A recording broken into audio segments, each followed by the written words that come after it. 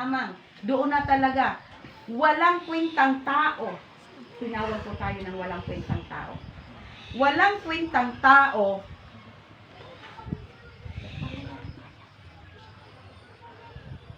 ang mga gumagawa ng mga reboltong Diyos-Diyosan. At ang mga reboltong ito na labis nilang pinapahalagahan ay walang halaga. Sila rin ang makapagpapatunay na ang mga iyon ay wala ring halaga. Kung mapapansin po natin, kaya sinabi niya dito, napuntahan natin, nanggaling po tayo sa Exodo nung nakaraang Sabado, ano po ang nakalagay doon, kuya? Huwag tayong gagawa ng anumang uri ng imahin o inanyuan. Sa langit, sa lupa, sa dagat, lahat po yun ay walang kwenta. At may punishment po, may kaparusahan. Ano po ang kaparusahan doon, kuya, na pinasa natin? Pakiulit niya. Ang sabi niya doon, pakibasa niyo muna kay kuya. Exodo, chapter 20, para lang po ito maging malinaw sa atin. Kasi hindi po na ito magiging malinaw, kundi sa... Alam niyo po kaya ganito po ako magturo, dahil ang tagal ko po itong inunawa. Ang tagal-tagal ko pa. Naunawaan ko na, pero pilit ko pa rin inaalis. Pilit ko pa rin wag maunawaan. Dahil ang mamahal ng aking Diyos. Binili ko ito ng mahal. Kaya pilit ko pa rin tanggalin, pilit ko pa rin alisin sa isip ko ang mga Diyos-Diyos ang tinuturo sa akin noon. So sabi niya doon, isusumpa mula sa ikatlo hanggang sa ika-4 na salinahe. Tama po ba? Kuya? Kuya Felix, tama po? Nabasa niyo po? Doon sa Exodo?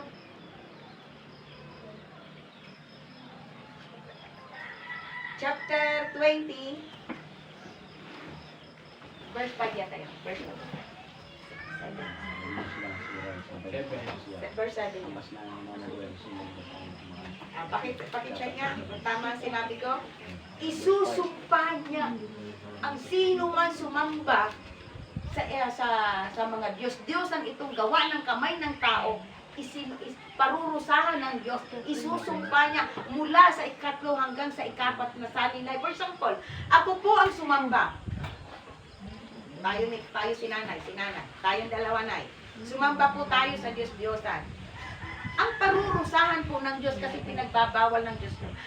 Gusto ng Diyos siya lang ang sasabay. Ang Diyos po ay mapaniguguin. Siya po ay siloso. Kung tayo pong dalawa ang sumamba nito, at tayong una, ang pangalawa, nasalilay si Kuya Felix, tama po ba? Ang anak ko. Ang pangatlo, mga gumagawa ng ribulto at walang kabuluhan, ang mga Diyos-Diyos ang kanilang pinapahalagahan. Mga bulag at hangal ang sumasamba sa inyo, kaya sila'y mapapahiya. Walang idudulot na mabuti ang paggawa ng mga ribulto para sambahin. Tandaan ninyo, ang sumasamba sa mga ito ay mapapahiya lamang. Ang mga gumagawa nito ay tao lamang, kaya't magsama-sama man sila, ako'y harapin, sila'y matatakot at mapapahiya rin. Ang panday ay kumukuha ng isang pirasong bakal at inilalagay ito sa apoy. Pagkatapos ay pinupukpok niya ito sa pamamagitan ng kanyang malakas na bisig hanggang sa makahugis. Sa paggawa nito, siya ay nauuhaw, nagugutom at napapagod. Ang karpintero naman ay kumuha ng isang pirasong kahoy, ginuguhitan niya ito ng anyong tao, saka inuukit hanggang sa mayari ang isang magandang imahe.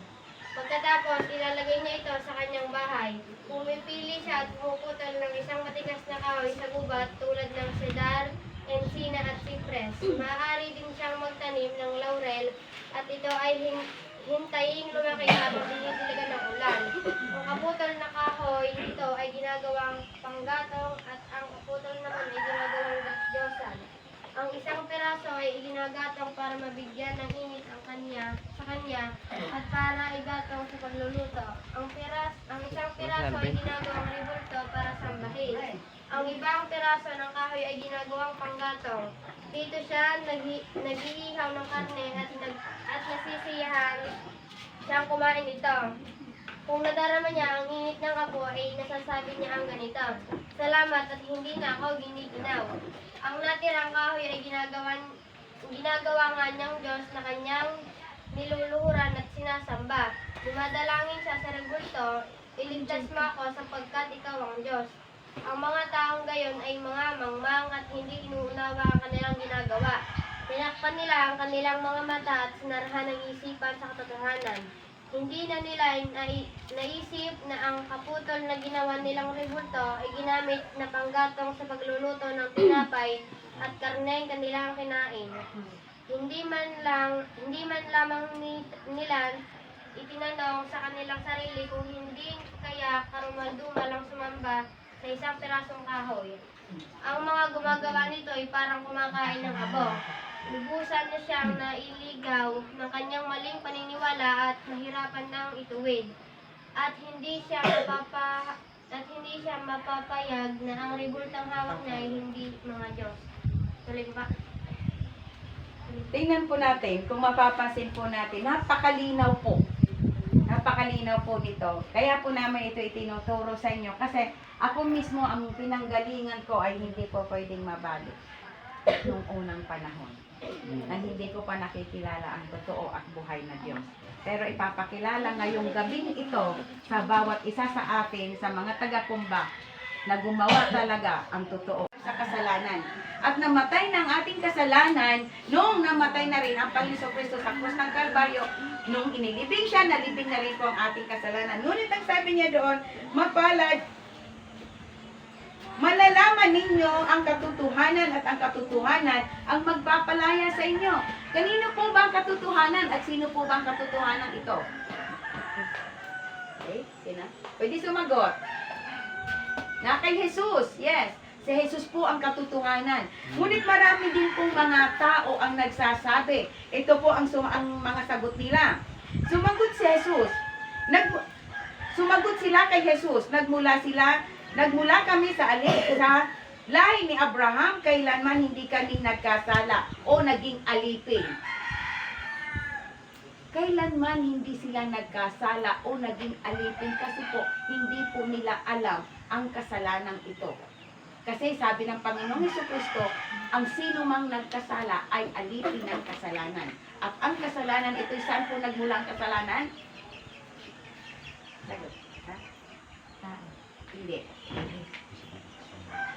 Kanino po nagmula ang kasalanan? Ayon po sa ating pinag-aaralan. Gumawa ng kasalanan ay alipin ng Yes. Ang gumawa ng kasalanan ay alipin ng kasalanan. At ang pinagmulan ng kasalanan ay si Satanas. So tayong lahat ay naging alipin ni Satanas. Malinaw po ba? Si Satanas ang pinagmulan ng kasalanan mula pa ng una ng pagkakatukso sa dalawa nating magulang. Unang ninuno natin kay Eva at kay Adan. Ang kasalanan po ay nagmula kay Satanas. Kaya naging napapunta sa atin sapagkat pinayagan ng dalawang taong ito na pumasok ang kasalanan. Sa madalit sabi, lahat ng tao na nagkakasala ay alipin ni Satanas. Purihin ang Diyos dahil ang sabi ng Panginoong Hesus, ang katotohanan ang magpapalaya sa atin. At dumating na po ang Panginoon Jesucristo upang tayong lahat ay palayain sa pagkakasalang ito na umalipin sa atin. Now, puntahan po natin, ipagpatuloy po natin ang ating pinag-aralan nung last Saturday kay Kuya Felix naon. Basahin po natin ang Isaiah chapter 44, verse, dito na po tayo talaga magko-concentrate. Ano lang po yan, pasakali lang po yan. Okay? Para makita po natin ang katotohanan. Medyo mahaba-haba po ito. Pwede natin hati-hatiin. Okay. Isaiah chapter 44, verse 9.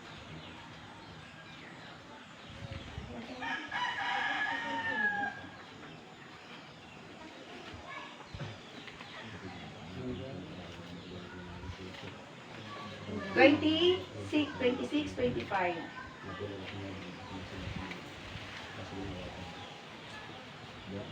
hanggang 25. Tingnan po natin.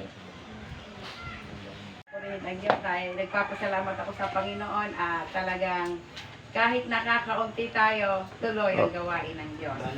Ganito tayo kamahal ng Panginoon. Kahit iisa nga, sabi ng man of God ay kanyang tuturuan. So tayo naman ay hindi higit naman doon.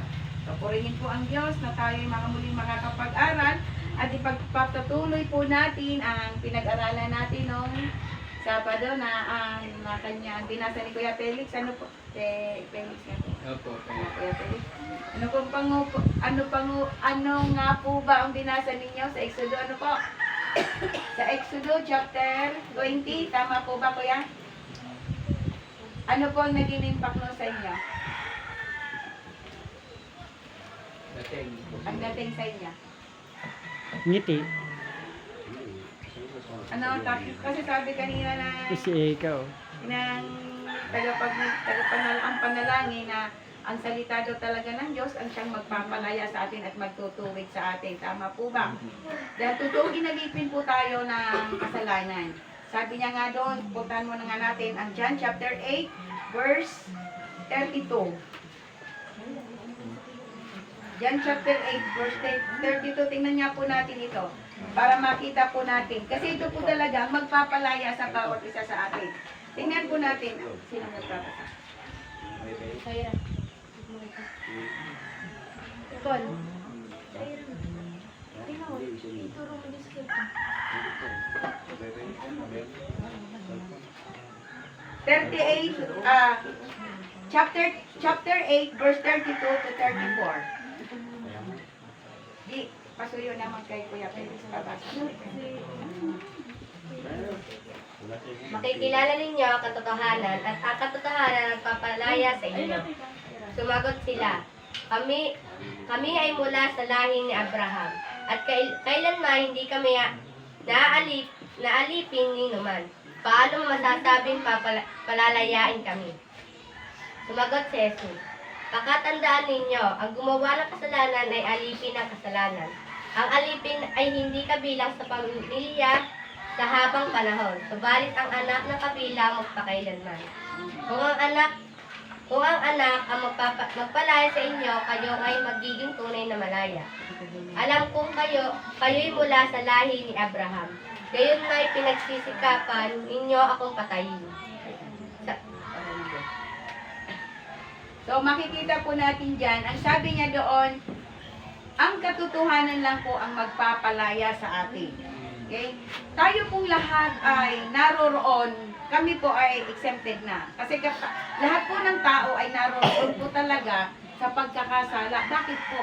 Dahil hindi po talaga natin Po sa hapon po ito sa gabi po dito ay tayo po ngayon ay makinig na po ng salita po ng Diyos at patuloy po na atin po sa atin po pakikinig po ng salita po ng Diyos ay atin po ito sa puso sa isip sa atin po mapapakinggan na tunay nga po ng salita lang po ng Diyos ang magpabago na ating pong buhay at patuloy na magtutulot pagtatama po ng ating mga pamumuhay. Kaya po sa gabi pong ito ay patuloy na tunghayan po natin tayo po ay makinig po ng salita po ng Diyos na dadalhin po ng ating po kapatid na kanya rin po nalingkod din po ng Panginoong Jesus na ang ating pong kapatid mo si Sister Sus. So, palakpakan po natin ang Diyos sa kanya po.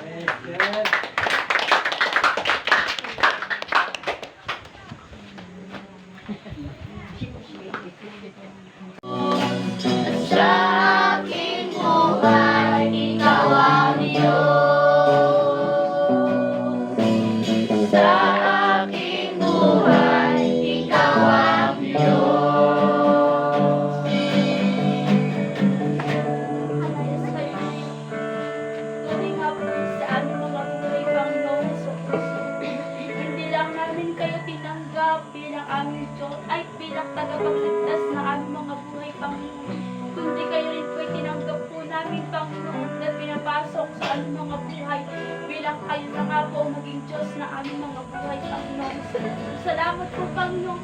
Nagtunay nga na kayo na po, Panginoon, sa naghahari na po sa buhay ng bawat isa sa amin.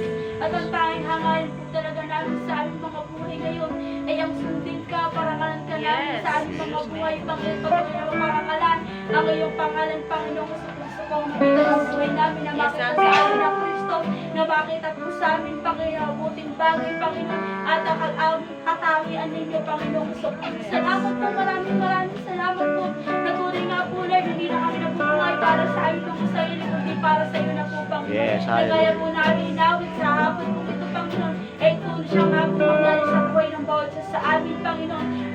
namin nga po, Panginoon, iaali na po namin ang buhay namin ng buong buo sa iyo harapan. Salamat po kaya lahat na luwalhati para ngayon iaali po namin sa pangalan ng Panginoong Jesus. Amen.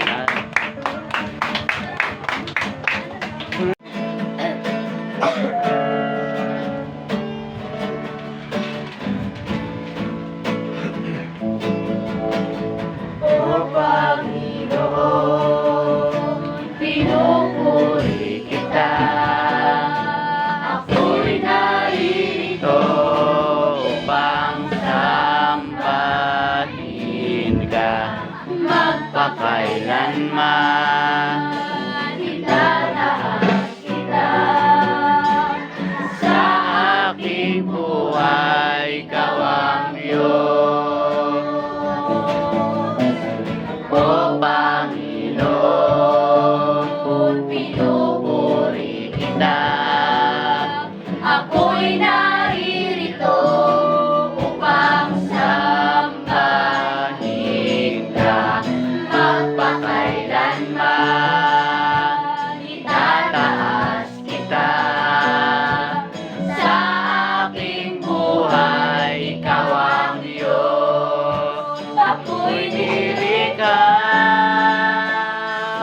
sadyang para sa iyo. Lahat sa aking iaalay sa iyo. Ang iyong anuguran ang siyang nais ko. Magigagalakan sa puso mo.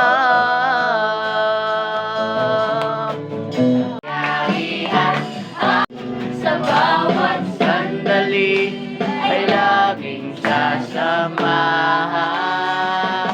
banal na Espiritu hatid ay kalakasan upang lahat ng bagayan mapagtagumpayan. Diyos na kataas-taasan sa ating puso ay nananahan. Pagpapalamot pagsama ay aking nararanasan. kailan maitataas-taasan sa aking puso ay nananahan. Pagpapalamot pagsama ay aking nararanasan. Kailan mainig mag-isa.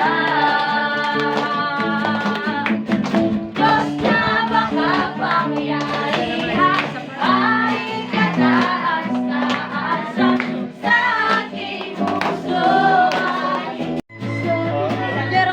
Okay guys, dito po tayo ngayon sa Kumba guys. Oh. Guys, oh, ayan, oh, kita mo po guys. Oh, ayan, oh, mga rescue team po yan guys. Dito po tayo sa Kumba ngayon. At tayo po. Dito tayo mga kalusog dito guys. So, iti muna kayo. Guys,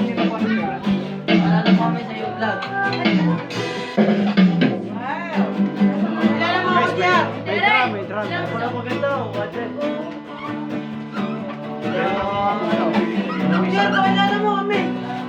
Ayan, mga pogi boys. Taga GOFFC po yan, guys. Yan o. Yan o.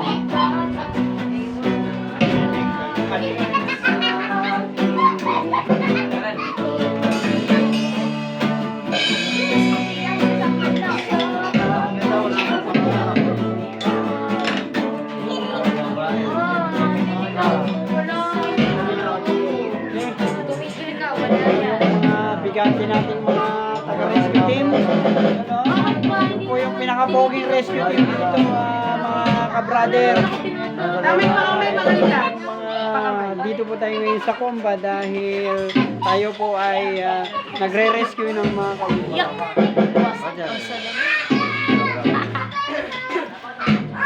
Okay, guys, so Basag. Nasa kamba po tayo guys. Nasa kamba tayo guys. Huwag mababasag ka. Yan, meron po tayong drums dito guys. Para po sa ating tugtugan sa praise and worship po. Ay, may drums po. Electronic drums po yan, no?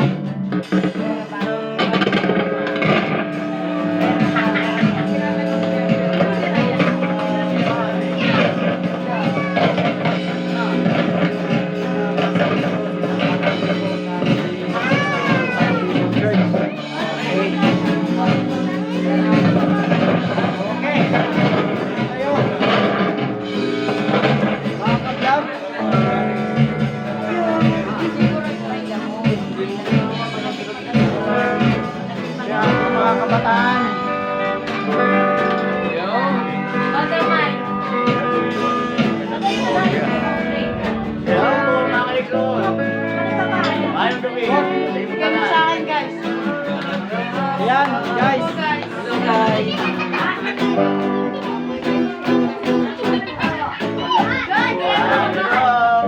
Guys, mukhang masyado yata mga cute ito, guys. Wala mo, bigatagang ako ate Erika.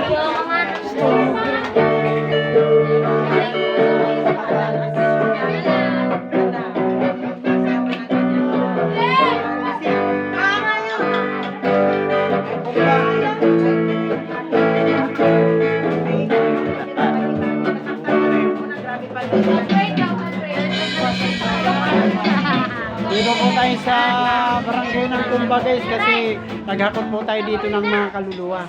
Tayo po ay mahayo. Dahil lahat po ng mga tao rito ay paano ng Lord. John 3:16. Meron tayo wala. Meron po tayong gitarista dito guys.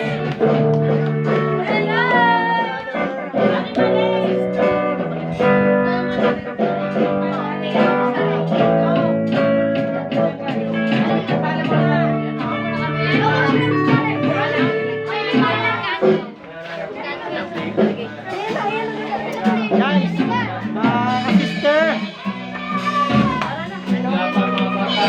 Ay, nandiyan na pa. Nasaan ang ating mga kasama? Ito ang ating naman na si Sister Susan, kasama si Brother Robert.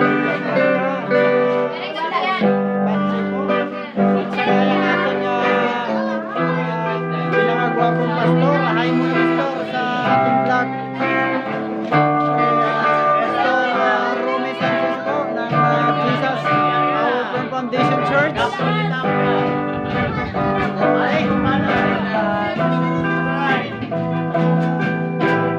Ano po ang ating munting gitarista at sadyang napakagwapo.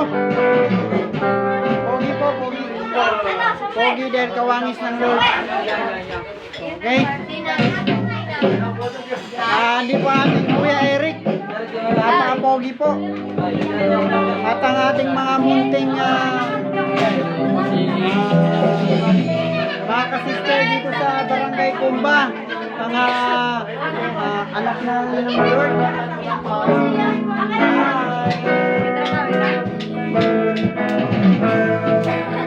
Amen. Napakabuti po ng Panginoong Diyos. Dahil talagang pinili po niya yung mga taga rito para po maging tagasunod niya. John 3:16, for God so loved the world that He is only begotten His Son, whosoever believeth in Him should not perish but have everlasting life.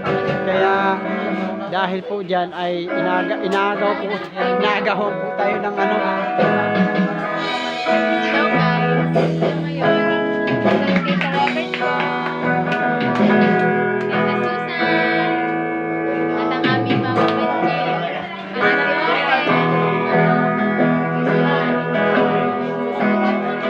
At ito naman po ang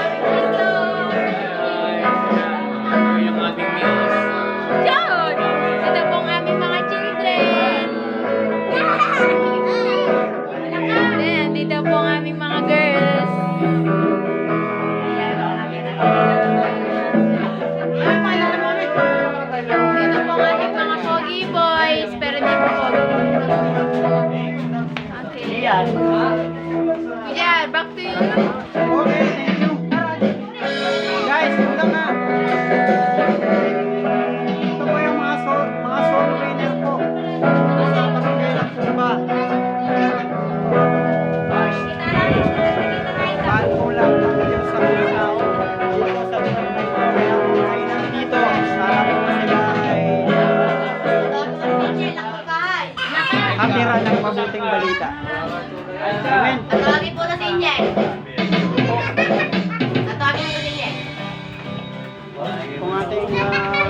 gitarista. Ara, hi muna. Gitarista po namin yan, oh, na Hindi ako Gio Pepsi. Okay.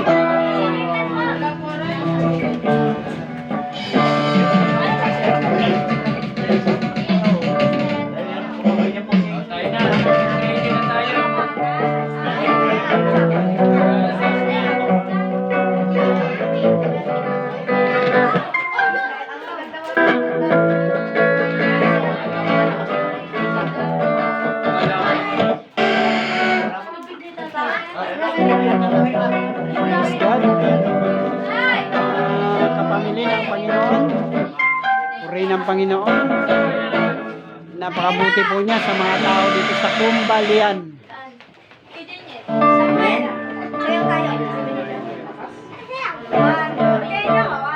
Di ko pa natatapos yung vlog. Sagat ko muna. Iba naman mamaya. Okay, yun lang muna guys. God bless muna. At ikakat muna natin. Oy, sabay! Ayun naman. Oy! Wag mo muna.